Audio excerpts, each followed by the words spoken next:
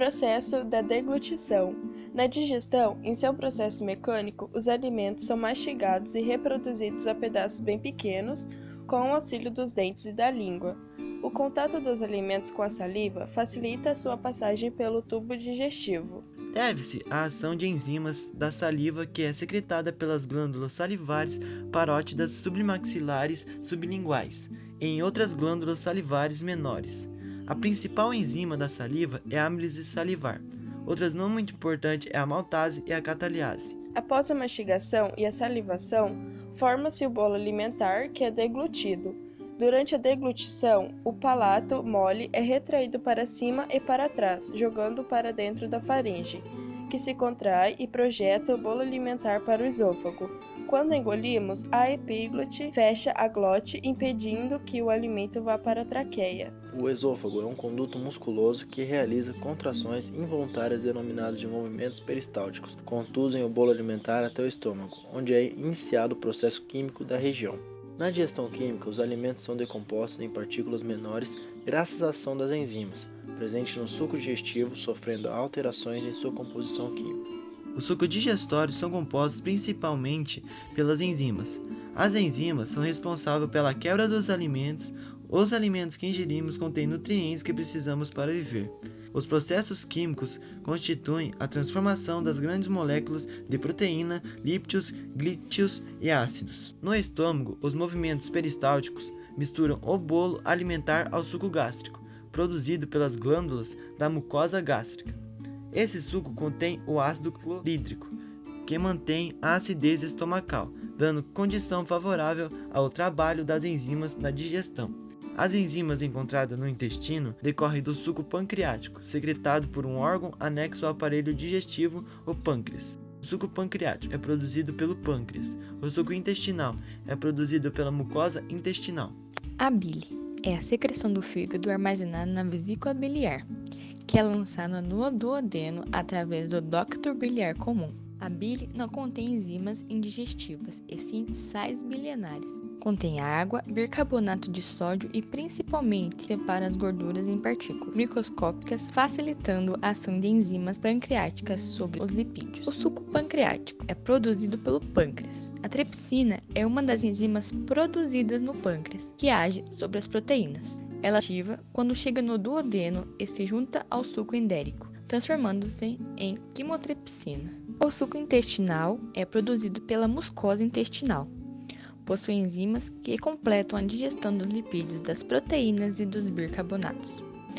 No término do processo realizado no duodeno, o conjunto das substâncias forma um líquido viscoso de cor branca denominado quilo, que segue para o jejum iléu. No jejum iléu, grande parte dos nutrientes resultantes do processo da digestão é absorvido pelo sangue e conduzido para as células do organismo, que não é absorvida a água e a massa alimentar, formando principalmente de fibras, passam para o intestino grosso. As fibras alimentares são, portanto, essenciais para a formação das fezes e ao bom funcionamento dos intestinos. No intestino delgado ocorre a maior parte da digestão e assimilação dos nutrientes. Distingue-se nele duas regiões, o duodeno e o jejum ileu. No duodeno são lançadas as secreções do fígado e do pâncreas, que junto com o suco endérico ou intestinal atuam sobre o quimo, o bolo alimentar, que tem a aparência de uma massa branca após passar pela digestão gástrica. O intestino grosso é um órgão que faz parte do sistema digestório. É o local de absorção da água, tanto ingerida quanto as de secreções digestivas e de alguns nutrientes que o intestino delgado não assimilou. Também há armazenamento e eliminação dos resíduos na digestão. O material que foi digerido forma as fezes, que são acumuladas no reto e posteriormente empurradas por movimentos peristálticos para fora através do ânus. Seco tem a forma de um saco com cerca de 5 centímetros.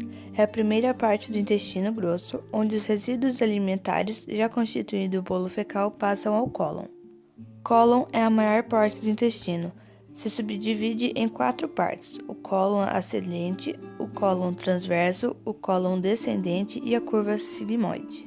Quando o alimento chega ao cólon descendente, o bolo fecal permanece estagnado por muitas horas, preenchendo as porções da curva sigmoide e o reto. As fibras vegetais não são digeridas nem absorvidas pelo sistema digestivo.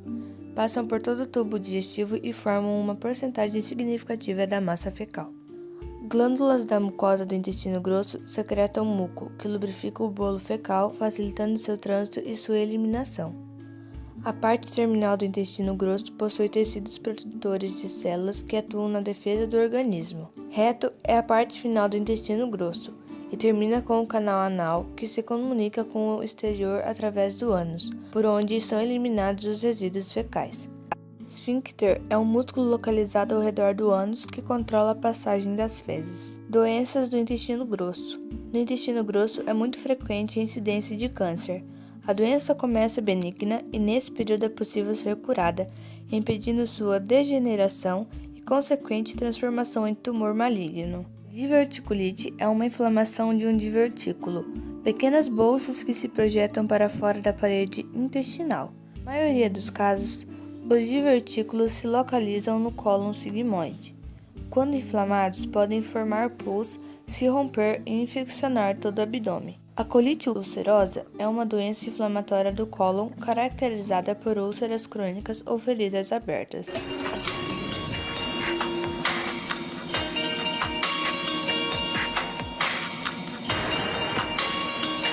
A digestão começa na boca. Os dentes trituram os alimentos. Pequenas glândulas sob a língua produzem saliva para começar a digeri-los. A saliva também lubrifica os alimentos para facilitar o percurso de 12 horas que serão obrigados a fazer pelos 4 metros de intestino. Músculos que se contraem em ondas criam um movimento peristáltico que empurra o bolo alimentar para frente. As contrações são tão poderosas que conseguimos comer até de cabeça para baixo.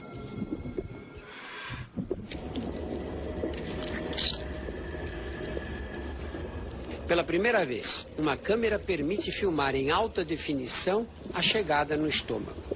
O estômago é um reservatório com paredes musculares que se contraem para transformar os alimentos em líquido, com a ajuda do suco gástrico, muito ácido.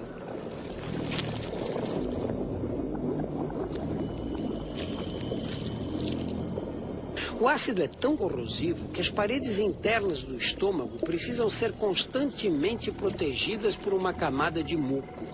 Sem ele, surgem as úlceras. E 1 hora mais tarde, o estômago espreme a comida por uma passagem estreita, o piloro, que o separa do duodeno.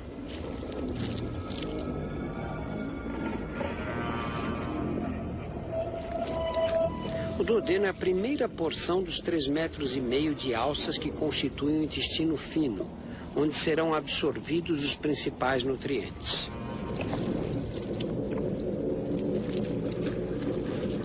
O primeiro passo é dado pelo pâncreas, ao produzir um suco que neutraliza o ácido do estômago. A bile do fígado transforma as gorduras em gotas pequenas. O interior das paredes intestinais possui milhões de projeções microscópicas chamadas vilus, que aumentam a superfície do intestino, facilitando a absorção.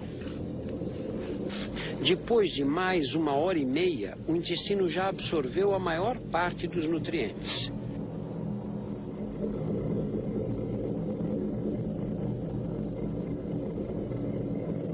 O que sobra chega ao intestino grosso através da válvula iliocecal.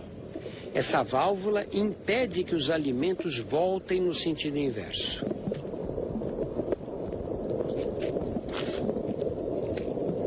A principal função do intestino grosso é absorver água.